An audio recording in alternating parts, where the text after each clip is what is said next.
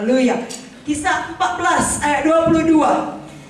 Di tempat itu mereka menguatkan hati murid-murid itu dan menasehati mereka supaya mereka bertekun di dalam iman dan mengatakan bahwa untuk masuk ke dalam kerajaan Allah kita harus mengalami banyak sengsara. Jadi jangan takut Bapak Ibu Saudara. Banyak sengsara berarti banyak upah, banyak mahkota. Roma 8 ayat 18 jelas mengatakan, sebab aku yakin bahwa penderitaan zaman sekarang ini tidak dapat dibandingkan dengan kemuliaan yang akan dinyatakan kepada kita. Jadi kalau anak-anak muda mendapatkan sengsara karena ikut Yesus di sekolah mereka atau di perkuliahan mereka, jangan takut, ada kemuliaan kekal yang menanti. Demikian orang tua di tempat pekerjaan saudara. Nah, kalau semua menipu, semua korupsi, saudara sendiri tidak mau korupsi berjemaah, karena itu saudara dibully, karena itu saudara dikucilkan, jangan takut, ada kemuliaan kekal yang menanti saudara. Demikian kalau saudara bersaksi menginjil, lalu saudara diludahi, saudara ditempeleng, saudara diusir, maka saudara yang dikatakan sesat, jangan takut, ada kemuliaan kekal yang menanti saudara. Jangan masa menyerah, nggak akan bisa dia selamat, nggak sanggup aku kalau begini menginjil. Tetap punya iman, iman yang tekun. Dalam 2 Korintus 4 ayat 17 di sini dikatakan, sebab penderitaan ringan yang sekarang ini mengerjakan bagi kami kemuliaan kekal yang melebihi segala-galanya, jauh lebih besar daripada penderitaan kami. Tahukah saudara siapa yang menulis ini? Paulus. Dan tahukah saudara penderitaan dialami Paulus dengan akal waras itu tidak ringan, tetapi dikatakan olehnya penderitaan ringan. Kenapa? Karena dia membandingkan itu kepada upah yang kekal. Amen. Jadi walaupun dia mengalami kapal karam, walaupun dia dilempari dengan batu sampai dikira sudah mati, walaupun dia disesah tubuhnya, di punggungnya ada banyak tanda luka, tanda Kristus, walaupun dia mengalami kelaparan, banyak berjerit lelah, dihina, tetapi dia mengatakan itu semua penderitaan ringan. Oleh karena apa? Ada kemuliaan kekal yang menanti dia. Kalau saudara sudah merasa sangat tertekan, sangat sedih, setan menembak saudara dari segala arah, dan tidak ada yang mengerti, tidak ada kawan saudara bicara, jangan mau dengarkan terus tipu daya setan. Kembali kepada firman ini, katakan ini sementara, ini ringan, ini tidak dapat dibandingkan dengan kemuliaan kekal. Aku tetap memegang imanku, aku tidak akan berhenti melayani, aku punya ketekunan iman, aku akan sampai pada panggilan Tuhan, sampai kepada Hebron, sampai kepada janji Tuhan.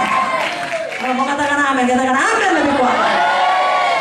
Baik, mari kita baca sama-sama kali ini 1 Petrus 4 ayat 13. Maukah saudara sama-sama membacanya?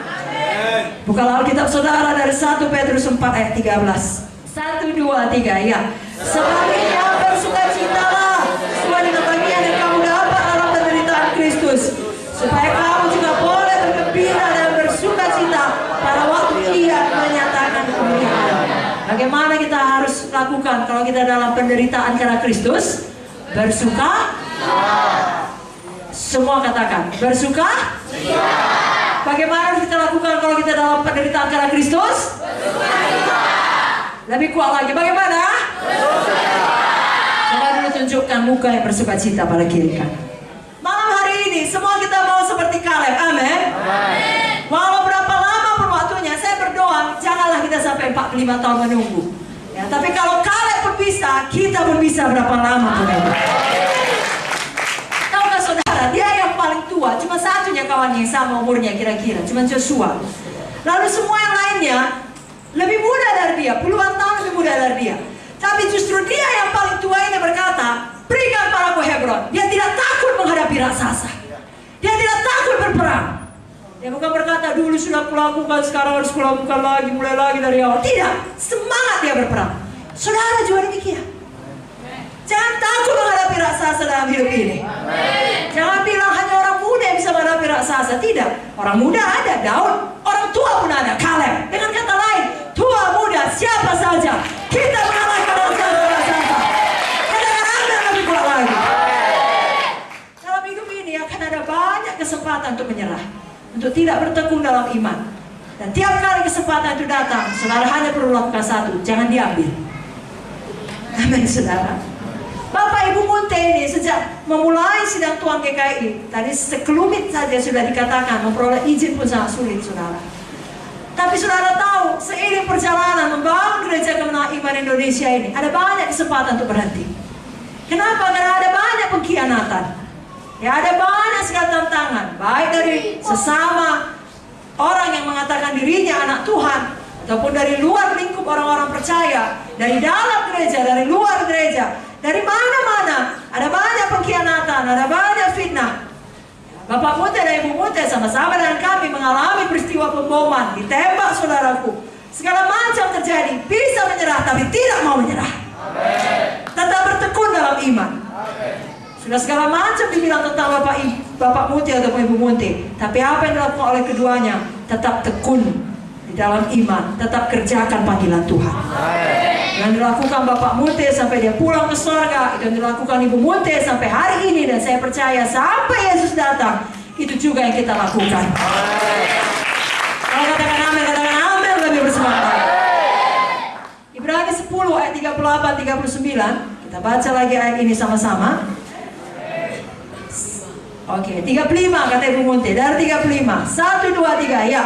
Sebab itu janganlah kamu melepaskan kepercayaanmu, karena besar upaya menantinya. Sebab kamu memerlukan ketekunan, sebab bukan kehendak Allah, kamu memperoleh apa yang dijanjikan itu. Sebab sedikit, maka sangat sedikit waktu lagi, dan Ia yang akan datang sudah akan ada tanpa menangguhkan kedatangannya. Orangku yang benar akan hidup oleh iman, dan apabila ia mengundurkan diri, maka aku tidak berkenan kepadanya. Tapi kita bukanlah orang-orang yang mengundurkan diri dan binasa, tapi orang-orang yang percaya dan yang beroleh hidup. Mari ucapkan, saya bukan orang yang mengundurkan diri.